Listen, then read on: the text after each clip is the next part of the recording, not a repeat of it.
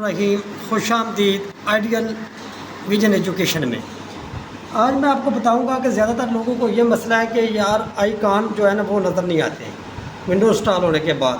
तो आपको इसका तरीका बता देते हैं। आपने जाना है सेटिंग पे जाने के बाद आपने यहाँ पे क्लिक करना है, बड़ा कर लेना है। उसके बाद आप जाना है एक्सपोज पे, फिर चेक करा देता हूँ। आपने जाना है एक्सपोज पे, इसके बाद आपने जाना है थीम्स पर जाने के बाद आपको नज़र आएगा, ये देख रहे हैं, आपको नज़र आएगा डेस्कटॉप पे ये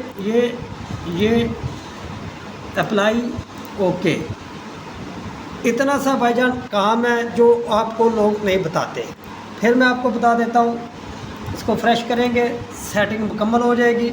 ये देख लें, सेटिंग पे जाने, एक्सपोज, थीम्स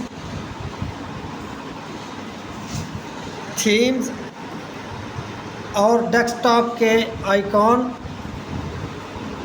ये चेक कर लें। इस पर यहाँ पे जा क्लिक कर देना है, अप्लाई कर देना है ओके।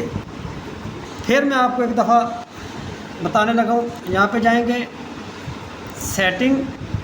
सेटिंग के बाद आपने आ जाना है यहाँ पे एक्सपोज पे।